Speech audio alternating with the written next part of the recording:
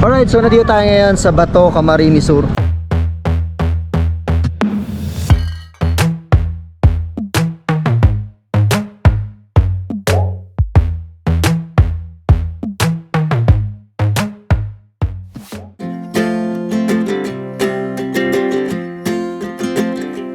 We got time on our side. We're in a state of hope. I need you on my fire. I want you to know that every time you're away, I long for you so much I can find my way.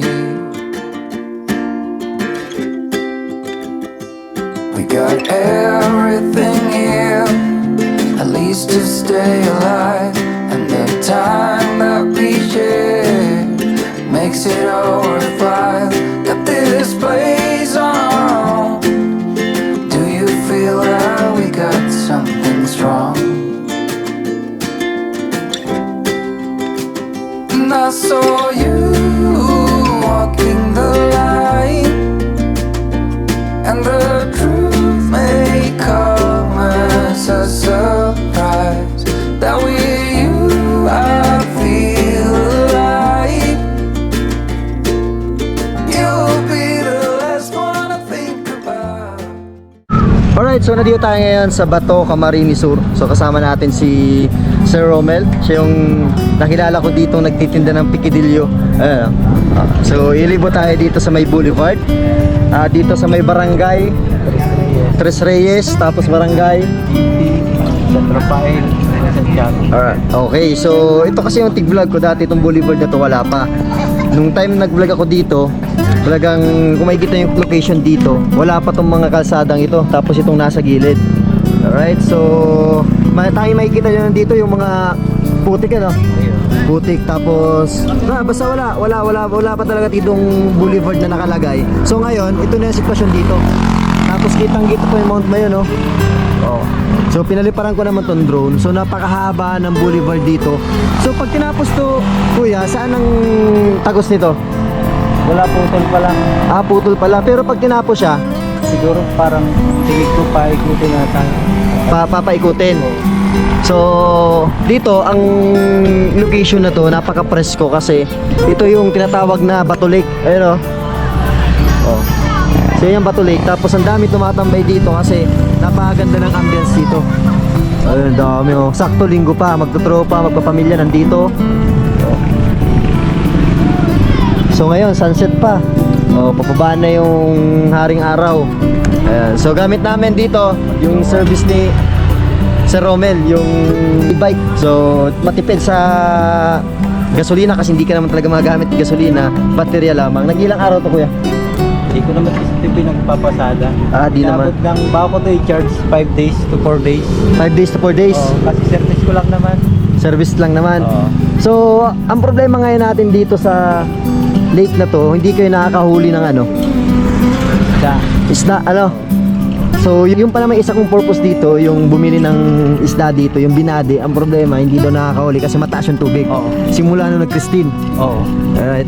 So mas malamig pa. Tapos yung baha pala dito, umakyat pala yung tubig ko hanggang sa may simbahan. So yung simbahan po dito, itong boulevard na to, meron pang kabilang kalsada, yung po yung main road ng Bato.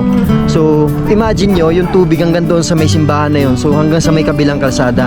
So talagang mataas yung tubig dito, ano? Kamusta naman ko yung bahay nyo? Nasira. Nasira? So nasira yung bahay nila. Na-wash out. Na-wash out, so gumawa kayo ng bagong bahay. Alam nyo kasi mga bahay dito parang naalsa na, ano?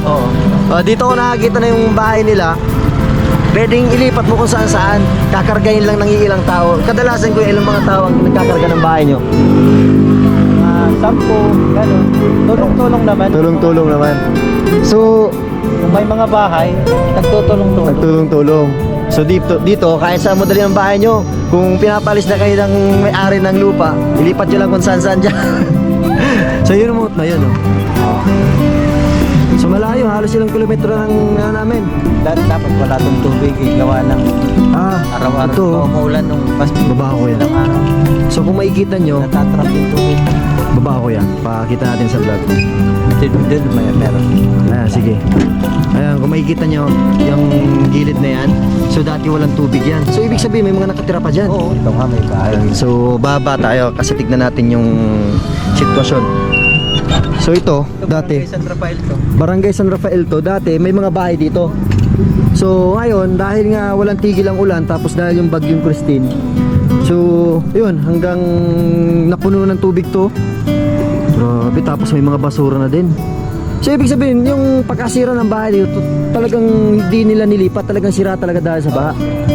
Halo. Tapos saan nagsilipatan yung mga residente dito? Sa taas. Ayun, dyan sila nagsilipatan. So siguro ganap silang location doon.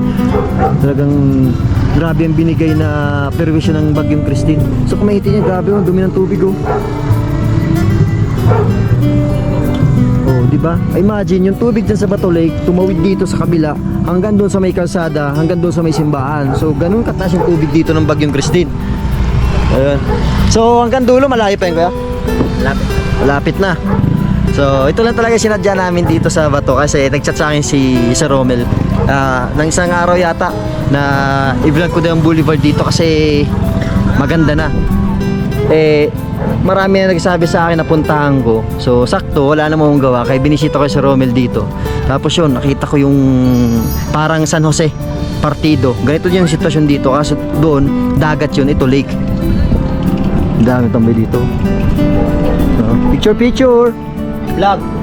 Papa AJ. Picture ay mount mo yan oh. Oh, kitang kita oh. Oh. So dito mag-inom ng red doors. Yung magpapark yung kotse dito, yung sasakyan nyo, bubuksan nyo lang yung likod. Tapos meron kayong malamig na beer. So pwede dito. Tapos kayo maliwanag naman to. Ito yung mga solar lights oh. Maliwanag Ayun, dito paggabi. Halos lahat yan. Halos lahat ito nag-iilaw. So hindi pa rin tapos. Pag tinapos na to, siguradong napakaganda nito. Pwede maging tourist spot. Kasi pag may mga pupunta dito sa Bato, lalo na mga hindi man taga rito, so talagang mahagandahan sila pag natapos to. So hindi lang solar light ang ilalagay dito, sigurado meron din itong ibang mga dekorasyon. So dami. Ano ito yan oh. Medyo malayo na kami doon sa mismong location. Yan si Sir Romel. Kung bibili kayo ng pikidilyo, yung binading tilapia, dito lang kayo mag-order. Kaso problema, mataas yung tubig sa lake, kaya hindi siya nakakahuli. So hanggang dulo na yan. Ongoing construction yan, kuya yung dulo no. Mahaba nga pala talaga. Yung may ano na nga doon. May abang na no. Ito yung bubong sinira ng tubig. Yung bubong na yun. Ibig sabihin hanggang doon yung tubig. Ang taas. Ito na yung dulo. Ito dati mong nilalakaran. Ito. Pakita ko sa inyo. Pwede na bumaba? Hindi na. So nung pagbisita ko dito, ito yung dati kong dinadaanan. Ito nyo yan. Ayan o. So diretso yan hanggang doon sa pinakadulo. Tapos ngayon, dahil nga may boulevard na, sinira na siya. So ganito yung dating sitwasyon dito. Maliit lang ang daanan. Right? Tapos yung bubong na nakikita nyo yan, sinira daw ng bagyo hanggang dyan daw yung baha ng Christine. So yun oh. Hanggang doon may abang na. So malayo pala talaga ito no. Tapos meron pa doon. So hindi natin tatagusin yan kasi napakalayo niya. Ba? So balik na kami doon sa spot namin kung saan kami tumigil.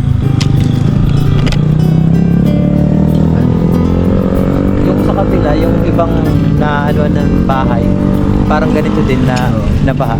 Dito sila sa gilid yung nakita din may trapal doon. Oo. Parang doon sila doon. Ipat muna.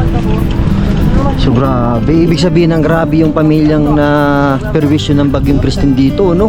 So yun yung sinyalis na nasira yung mga bahay dito. Kita niyo yan? Oh. So dumi.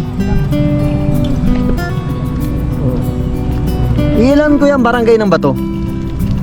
34. 34. So medyo marami-rami din kahit pa paano. Bato pa yan, mas maraming barangay din yan. Dyan sa kabila? Paano nakakapunta dyan ng mga tao? Pagkuman ka ng di ba yung pupunta ka na Nabwa, Balatan, pero dito ka. Okay. Lalamig. So ibig sabihin yan, lakeside na yan, Bato pa yan. Ang boundary niyan ay Bulwang. Bulwang. O, ang sumunod na Albay na yun. Oh. Ngayon ko lang nalaman yan na mayroon pa palang barangay sa kabilang Kabila lake. pa nga, di ba, pag pumunta ka ng Balatan, Oo. may 3 pang barangay doon. May 3 ba? Yung tinatawag na Triple P. Ano yan? Patan, Palo, Paya. Bato pa yun. Patok pala yun. Hmm. So ibig sabihin, ang laki ng bato. Oo, malaki. Hiwa-hiwalay lang. Iwalay lang. Ito nakakapalaki dyan yung lake na yan. Kasi kung wala naman talagang lake na yan, sigurado yung mga barangay dito tabi-tabi lang. Oh, so ang Bato Lake, ito yung kilala rin na bilihan tilapia aside po doon sa Buhi Lake. Ayun oh. Ito, mga bahay yan oh. Bahay. Ayan, ginagawa na lang yan. Tapos kung sakaling gustong lumipat, gustong alsay, na-alsay na lang yan. So, grabe. Ganyan ang dulot ng bagyong Christine. Kahit sa Naga, grabe ang bagyo. Alright. So ayan, kung bibili ka pigilyo dito lang sa Romel, pwede yung i-chat, pwede kayo mag-mail sa akin sa page. So, napakasarap na pigilyo. Tapos haluan ng kamyas, talagang legit. So, yun nga isang purpose ko dito, kaso yun nga hindi siya nakagawa. Kaya hindi, bili na tayong tinapa sa Naga. Ayan, kaya salamat ha. Alright, so ito yung service nila dito. Oh, simpleng buhay lang dito. Oh, di ka magagamit ng gasolina. Talagang kuryente lang. Alright, so paalam na ako, si Papay Jeto. Peace out.